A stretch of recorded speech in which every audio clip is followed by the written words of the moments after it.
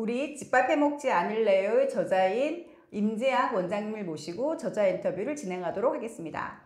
안녕하세요. 예, 안녕하세요. 네. 예. 먼저 원장님 자기소개부터 해주시겠어요? 저는 44년 된 외과 의사이고요. 유방암을 전공하고 있습니다. 한 12년 전에 골목 안에 한옥으로 된 병원을 짓고 그리고 직접 요리를 하고 있고 그러다 보니까 이제 체중도 빠지고 왜 그런 병원을 지었고 그런 요리를 하고 있고 그럼 건강한 음식이 무엇인가 거기에 대해서 말씀드리고자 합니다. 저희가 이제 임재학 원장님을 저희 출판사 지인분께서 소개해 주셔가지고 뵙는데 사실 그 전에 대구 경북 지역에서 이렇게 유방암 명의로 엄청 유명하셨어요. 그래서 제가 그 전부터 이름을 이제 알고 있었고 그다음에 그 또 병원이 한옥으로 되어 있어가지고 굉장히 아름다운 병원과 정원을 갖고 있는 곳이에요. 그래서 좀 독특한 의사 선생님이시다, 원장님이시다라고 이렇게 생각을 하게 됐는데 네. 최근 몇 년 사이에 제 주변에 많은 분들이 유방암에 갑자기 다 걸리셨어요. 그래서 갑자기 저랑 엄청 친하신 분들이 싹 다 여자분들이 유방에 걸려서 저도 엄청 충격을 받고 저도 되게 스트레스를 받았었는데 유방암이 왜 이렇게 갑자기 급증한 건가요? 그러니까 이제 제가 그런 집을 진 거에 대해서 대부분은 이제 그 모습만 보고 왜 저런 병원을 지었냐 그러지만은 내용적으로 내가 왜 그런 고민을 하고 병원을 그렇게 짓고 있는지 요리를 하고 있는지 그걸 이제 말씀드리려고 그러는 거예요. 왜냐하면은 30년 전에 유방암을 시작할 때는 그 당시에 우리나라에서는 유방암이 그렇게 많이 없다. 그러니까 1년에 한 3,000명 정도 될 정도고 앞으로 후대에 한 30년, 40년 후에는 병응이 유방암이 어느 정도 많이 생길 거다라고 생각을 했었는데 대표님이 말씀하셨듯이 급격하게 증가하는 거예요. 그럼 도대체 왜 이렇게 증가하냐 그랬을 때 유방암의 원인이라고 우리가 한마디로 딱 얘기하면은 삶의 스타일이 서구적으로 변하는 겁니다. 지금 젊은 여성들의 라이프 스타일을 생각하면은 아마 이해될 거예요. 초경이 빨라지죠. 기름진 음식을 먹죠. 살이 찌죠. 그리고 결혼 안 하죠. 애기 안 낳죠. 폐경도 늦어지고 여러 가지 약들도 먹고 환경은 굉장히 나쁘지 않습니까? 이런 모든 것들이 유방암하고 다 관계되는 원인이에요. 이렇게 폭발적으로 늘어난다. 그럼 어떻게 해야 될 건데 그랬을 때 제가 집도 그렇게 짓고 이제 요리도 그렇게 하고 있는 겁니다. 그러니까 의사로서 이제 의학적인 지식을 가지고 치료를 하다가 최선의 방법으로 이제 집을 한옥처럼 자연주의적인 집을 지으시고 그다음에 집밥이라든가 식단에 관심을 기울이게 되신 거잖아요. 그렇죠. 집밥 하신 지 얼마나 되신 건가요? 지금 한 12년 됐습니다. 12년 완전 전문가. 이제 남한테 가르쳐주는 일이 되어. 처음에 집밥을 하게 되신 계기가 있으실 텐데요. 그러니까 이제 암 환자들이 병에 걸리고 나면은 제일 궁금해하는 게 도대체 내가 왜 이렇게 걸렸냐? 그럼 도대체 무엇을 해야 되냐? 그랬을 때 한마디로는 그냥 음식에 대해 관심이 제일 많은 거예요. 지금부터 내가 어떻게 건강한 음식을 먹어야 되느냐. 건강한 음식에 대해서 우리가 얘기하는 거는 많하지 않습니까? 기름기 없고 튀기지 않고 풋풋한 음식을 먹도록 얘기를 하는데도 그런 병이 걸렸는데도 불구하고 얘기를 해주는데도 환자들이 바뀌지 않는 거예요. 도대체 왜 병이 걸렸는데도 불구하고 그게 어려울까? 제가 호기심으로 시작을 했습니다. 자신이 먼저 내가 한번 진짜 그렇게 어려운가?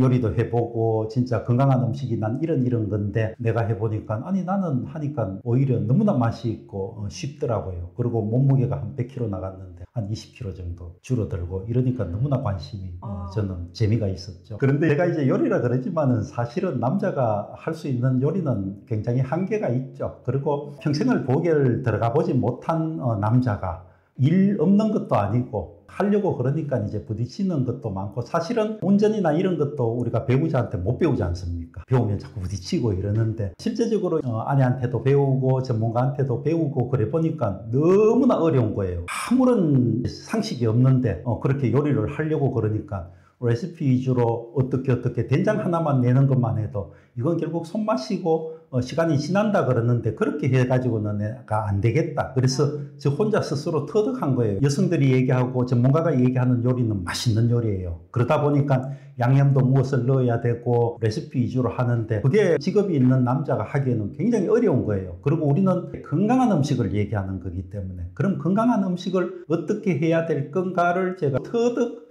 한 걸 이렇게 책으로 책으로 나타내 준 겁니다. 우리 집합해 먹지 않을래요? 라는 책으로 내셨는데 네. 현대인들이 이렇게 암에 걸리거나 염증, 질병에 시달리잖아요. 네. 만성질환 이러는데 그게 가장 중요한 원인이 무엇이라고 생각하시나요? 병이 생기는 것은 복합적이에요. 결정적인 것은 이제 나이죠. 나이가 들어가고 오래 사니까 사람들이 병이 걸리는데 그것 위에 여러 환경적인 요인들이 많이 있습니다. 먹거리도 있고 미세먼지도 있고 여러 가지 것들이 있는데 그 중에 하나를 대표적으로 얘기한다 그러면은 뭔가 우리 몸이라는 것은 굉장히 평형을 유지하는 능력이 뛰어난데 옛날에 그러지 않았는데 요사이 왜 이렇게 이상한 병들이 많이 생기고 아토피나 자가 면역 질환이 많이 생기고 이랬을까? 우리 몸을 평형을 유지하는 뭔가 흔드는 게 있다. 그게 바로 저는 이제 환경 호르몬이라고 지칭해서 지난번 책에서는 이론적인 환경 호르몬이 문제가 있을 것 같다는 이 논리적인 것을 얘기했고 그 환경 호르몬이 무엇이라는 것을 이야기했었습니다. 환경 호르몬이 우리의 건강을 위협한다라는 네. 의견이신 건데 정확하게 환경 호르몬이란 무엇인가요? 그 환경 호르몬이라는 얘기는 많이 들어봤지 않습니까? 네, 근데- 가짜 호르몬이에요. 아. 사람의 몸이라는 것은 호르몬에 의해서 전부 다 돌아가게 돼 있습니다. 그러니까 우리가 음식을 먹으면 소화시키기 위해서 인슐린이나 이런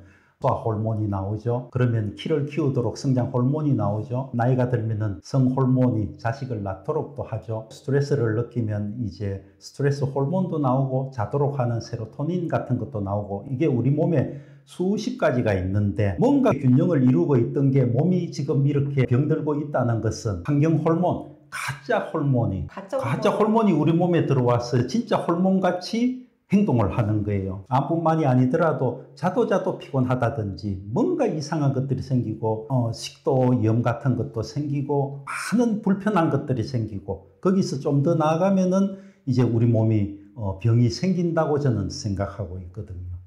환경 호르몬이 가짜 호르몬이면 굉장히 안 좋은 몸을 교란시키는 거잖아요. 그렇죠. 그 환경 호르몬은 어디서 만들어지고 어떻게 해야 피할 수 있는? 그러니까 이게 이 환경 호르몬이라는 게 플라스틱은 전부 다 알고 있지 않습니까? 2차 세계대전 끝나고 화학 제품에서 전부 다 만드는 것들 비누, 샴푸, 로션, 플라스틱, 깡그리 전부 다 환경 호르몬이라고 생각하면 됩니다. 대표적으로는 아마 일회용 컵을 먹으니까 거기 물이 젖으니까 물 젖지 말라고 관광지를 하니까 그게 이제 비스페놀 A라 그래가지고 야 이거 성호르몬이다. 이거 애들한테 심각한 문제를 일으킨다 그러니까 몇 년 전부터 이제 초등학교에서 이게 관광지 있는 일회용 컵을 못 쓰도록 하는 거예요. 그러니까 우리가 편리하기 위해 가지고 나오는 이 화학 제품 지금까지는 거의 50년 동안 한 10만 종 정도가 나왔고요. 매년 한 1000종 정도가 지금 계속 나오고 있는 거예요. 그러면은 우리가 굉장히 편리하다고 생각하는 모든 제품이 환경 호르몬하고 다 관계되는 건데 처음에 나올 때는 이것들이 전부 다 안전한 거예요. 그리고 여기 플러스 이제 우리가 음식을 먹을 때 재료가 어떤 음식이 되기까지에는 많은 과정을 거치잖아요. 그랬을 때 우리가 음식 첨가물이라고 들어가는데 그런 것들이 전부 다 검증된 것들이에요. 그러면 환경 호르몬도 그렇고 이런 음식 첨가물도 그렇고 과학적으로 첨가 괜찮다고 그랬는데 우리가 흔히 왜 언론 같은 데서 보면은 야 어제까지 햄을 먹고 뭐 소시지를 먹었는데 느닷없이 어느 날부터 오늘부터 발암물질 2군이네 어떠네 그러니까 이때까지는 괜찮았는데 이제 그 기준이 바뀌었다고 나오는 것들 가끔씩 볼 거예요.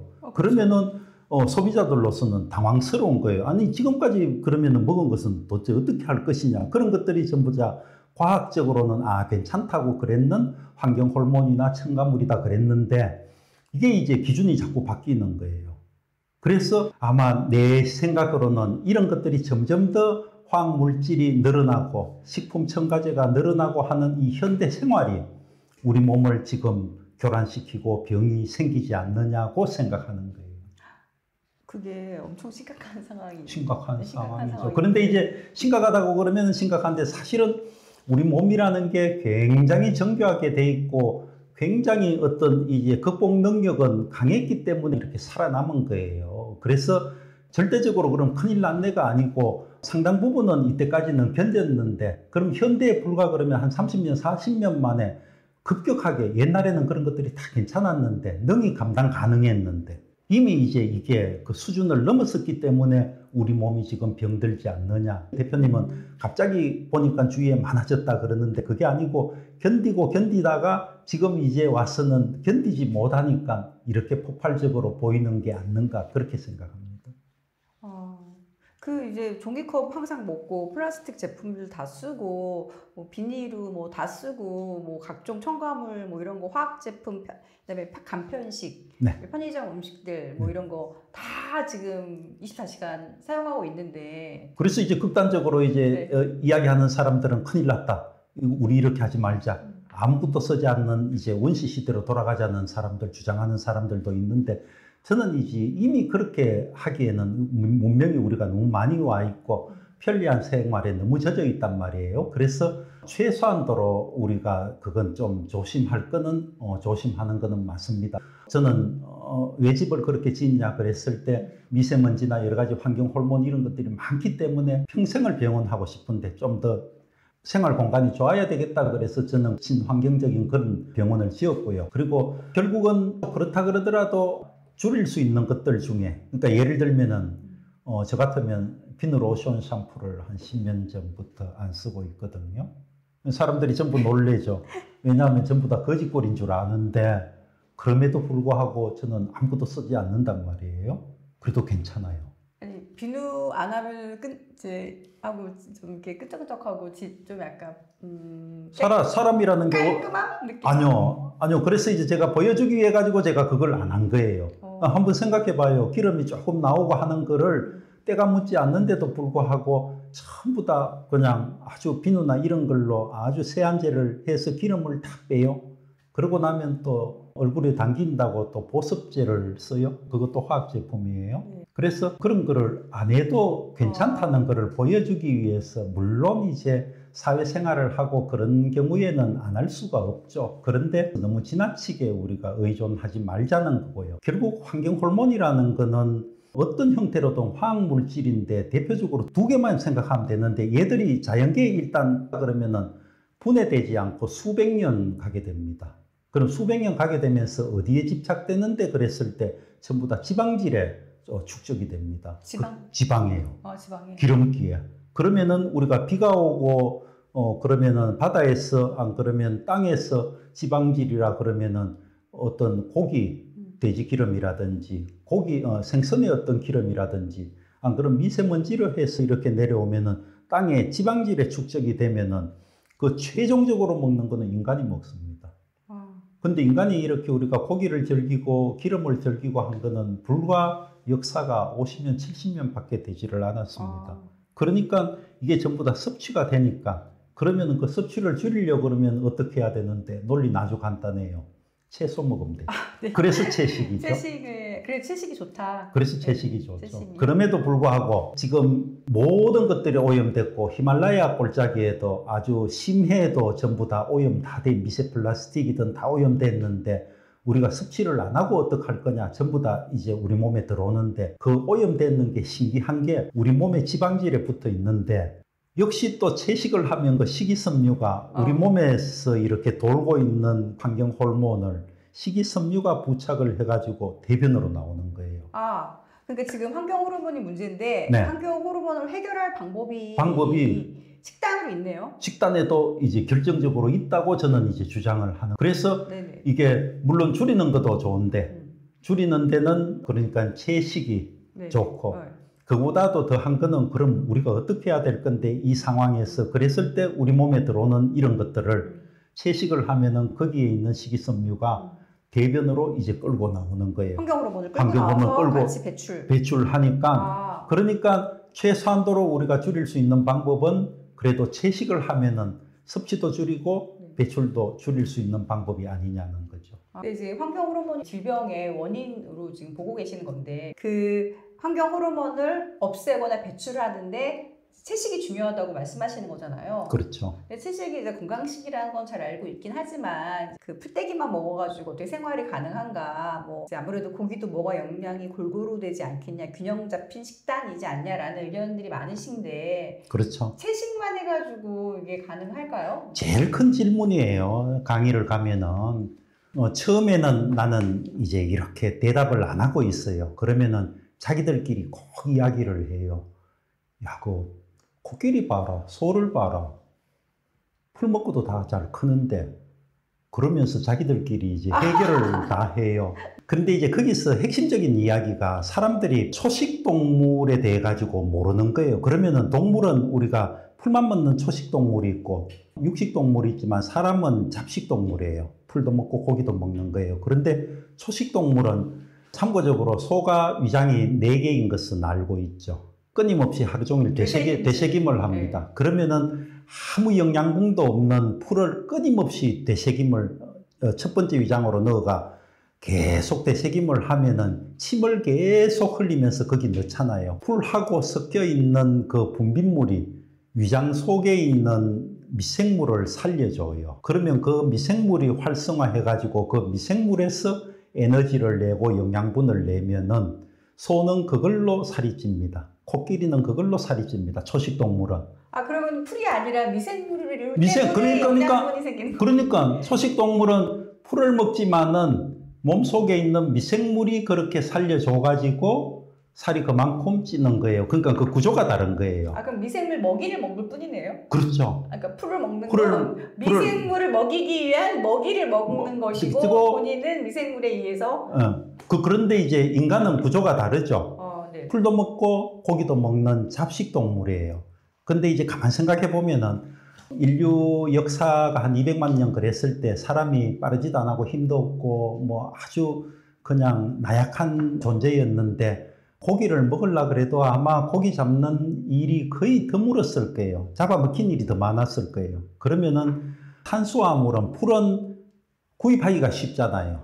보관하기가 쉽잖아요. 그러니까 진화론적으로 우리는 고기는 한 번씩 어떻게 운 좋아가지고 생기면은 고기를 먹는 거지. 주로는 탄수화물이 베이스화되는 몸으로 진화한 거예요. 이 진화가 굉장히 중요한 이유는 지금도 우리 몸은 그것을 유지하고 있기 때문에 우리 몸은 탄수화물이 주된 영양분이어야 돼요. 그렇게 우리가 진화한 거예요. 그래서 다시 이야기하면은 우리가 채식만 먹어도 괜찮냐 그랬을 때 우리가 영양적으로는 아무런 문제가 없다. 단 고기만 먹는 사람들은 편식을 하는데 기껏해야 상치밖에 더 먹겠습니까마는 채소 먹는 사람들은 다양하게 많습니다. 수십 종류 먹습니다. 그 생물의 종류가 많아요. 여러 가지 종류가 많죠. 네. 그러니까 거기에 여러 가지 것들이 다 들어가기 때문에 영양적으로는 부족한 게 전혀 없습니다. 예를 들면은 우리가 영양분이 이제 탄수화물도 있고 단백질도 있고 지방도 있지만은 탄수화물이 한 60% 정도 유지를 해야 되고 지방이 한 15%, 단백질이 25%인데 사람들이 제일 이제 궁금해하는 게 그러면 야 채식만 하면은 고기 안 먹으면 힘없지 않느냐. 우리 힘이라는 거는 지구력을 얘기하는 거지. 물론 역기를 들고 밖에서 일하는 사람들은 근육질로 해서 이게 단백질이 필요할 수도 있는데 보통 우리가 앉아서 일한다든지 평상 생활을 하는 경우에는 적어도 어떤 데서든 탄수화물 베이스화되는 데서 에너지만 나오면은 지구력으로 우리가 버티는 인간이에요. 그러니까 아무런 문제가 없는데 단 그럼 근육을 키워야 되는데 단백질이 필요하지 않을까 그랬을 때 옛날에 우리가 인간들이 70년 전만 해도 고기 못 먹었거든요. 그전에는 훨씬 더 못 먹었고 우리 몸에서 한 평균적으로 하루에 한 400g 정도가 단백질이 필요하면은 우리 몸이 알아서 탄수화물을 먹든 지방을 먹든 하면은 거기서 거의 80% 정도는 다 이렇게 보충이 되고 나머지는 우리 몸무게의 한 0.8g 정도 예를 들면 60kg의 몸무게다 그러면은 50g 정도의 단백질만 필요해요. 그럼 50g 정도의 단백질은 현미를 먹든 통미를 먹든 그것만 3끼만 잘 먹어도 충분히 보충이 돼요. 그러니까 콩 먹을 필요가 없어요. 현미하고 통미를 하고 다양하게 이제 잔잔한 것들을 먹으면은 고기 먹는 사람은 그냥 고기만 먹지만은 채소 먹는 사람들은 여러 가지 풀이나 씨 같은 것도 먹을 거 아니에요. 그런데 단백질이 다 들어있다는 얘기예요. 그러면 그 안에 그러면 그것만 먹어도 충분하지. 그러면은 채식하니까 단백질이 필요하니까 특별히 또 콩을 먹어야 되네. 일부러 먹을 필요는 없다는 얘기예요. 저도 채식만 하면서 일부러 콩을 중요시 먹고 그러지는 않습니다. 그냥 골고루 여러 골고루, 다양한 골고루, 예. 제철 식물들을 야채. 그러면서 채소. 핵심은 채식이 주는 어떤 이득, 그러니까 환경 호르몬에 대한 이득, 거기에 대해서 우리가 환경 호르몬의 섭취를 줄이고 배출을 높이기 위해 가지고 이게 굉장히 중요하다는데 여기에 초점을 맞추어야지 자꾸 고기 안 먹으면 힘이 없냐 그러는데 아까 내가 환경 호르몬이라는 거는 지방질에 축적이 되는데 그래서 나는 고기 먹으라 그럽니다. 대신에 기름 빼라. 그럼 환경 호르몬 섭취 줄일 거 아니야. 그런데 대개는 이제 기름 빼라 그러면 또 텁텁해서 살코기만은 못 먹는다 그래요. 아, 그 삼겹살에 기름을 빼고 고기만 먹으면 되는 건가요? 그럼 되죠. 비교적. 그럼 돼. 기름은 그럼 먹고 싶으면은 네. 그렇게만 하면 되는 거예요. 아, 기름 부분에 환경 호르몬이 많이 들어가 많이 들어있으니까. 있으니 차라리 고기를 먹을 거면은 기름을 뺀 그 고기만 먹어라. 예. 아, 그게 그러니까 차라리- 닭가슴살이든지 그렇게 먹으라 그러면은 그것은 또 텁텁하고 맛이 없다고 안 먹어요 또. 같이 섞어서. 예. 기름기 있는 삼겹살이나 그런 기름이 튀기고 아주 그냥 구우면은 그 콜레스테롤이 입에 쫙쫙 들어붙거든요 그게. 그러니까 그 맛을 못 잊으니까 그런 거예요. 그 맛에 고기 맛이 있죠. 지금 원장님께서는 비건이신 건가요? 이제 비건이라는 게 이제 고기도 안 먹고 생선도 안 먹고 이제 우유도 안 먹고 다 그랬는데 제가 이제 한 5년 정도는 아까 한 12년 정도 됐다 그랬는데 한 5년 정도는 비건을 했는데 너무나 몸이 좋아졌습니다. 몸무게 빠지는 거는 이제 기본이고요. 한 20kg 빠졌다 그랬는데 날아갈 것 같아요. 네, 비건일 때 이렇게 새끼를 다 그러니까 전부 그 완전히 그러니까 모든 식사가 그게 새끼를 다 비건으로 드신 거예요? 비건 그러면은 그냥 뭐 생활 자체가 이제 그런 거예요. 전부 다. 그런데 너무나 저는 경험적으로 좋았는데 이게 비건이라는 게 아직도 사회에서 기본적인 인프라가 되지 않아서 비건 하는 사람들이 먹을 식당이 하나도 없습니다. 그러니까 자꾸 밖에 사람들하고 만나는 것도 점점 더 이제 좁아들게 되고요. 만나는 사람들끼만 해도 이제 그것들이 뭐 왜곡되고 그러기 때문에 그래서 아 이게 사회생활 하는 데는 굉장히 제약이 있겠구나. 저는 한 5년 정도 하고는 비건은 포기하고 자발적인 육식은 하지 않습니다. 집에서는 먹지는 않지만 밖에 나가서 이제 음식을 먹는다든지 사람들을 만나면은 뭐 한 서너 점 정도는 이렇게 먹습니다. 살코기 위주로 먹는데 뭐 전혀 뭐 제가 종교적인 신념이 있어서 그런 것도 아니고 전혀 괜찮습니다. 그런데 참고적으로 지금 이제 세계가 많이 이제 그쪽으로 비건을 많이 얘기하니까 그 인프라가 되는데 아직 우리나라는 그게 안 되기 때문에 개인이 하기는 좀 힘들다. 아직 크는 아이들한테는 사고의 이게 제약까지도 자꾸 한쪽으로만 치우쳐요. 그런 사람들만 만나고. 그래서 그런 이제 젊은 애들한테는 그렇게 비건이나 그런 거는 권하지 않는다. 그렇지만은 참고적으로 하고 싶은 사람들은 하면 상당히 좋은 경험은 할 것이다. 저는 그렇게 생각합니다. 그 비건을 하셨는데 너무 비건을 하다 보니까 무슨 좀 독특한 사람으로 구별되어지고 아니 별난 사람 취급당해요. 그 또 차별당하셨죠? 차별당하고 모든 사람들과를 위해서는 굳이 음식을 따지진 않으나 예. 굳이 육식을 하거나 이러진 않으신다. 음식이라는 게 이제 사회적인 의미도 있잖아요. 누구하고 만나고 이러는데 저 사람은 뭘 가리고 뭐 특별한 사람이야 어떻고 이제 음식만으로 그렇게 자꾸 구분되는 게 그게 쉽지 않아서 저는 뭐 비건 생활은 포기했습니다. 지금 자발적으로 육식을 하지 않으시면 뭐 달걀 이런 거는 안 드시는 거예요? 우유, 달걀 일부러 먹지는 않는데 네. 한 번씩은 먹어요. 언제 드신 거예요?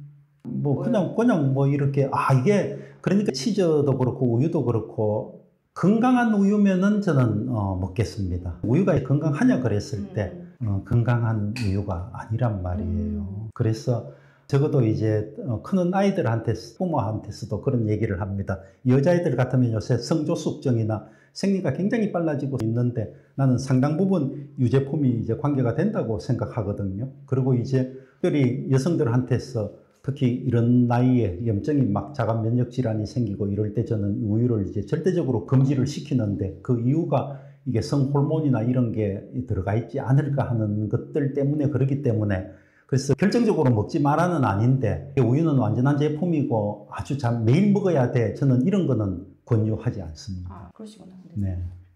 달걀은 드시고. 예. 달걀은 드시고.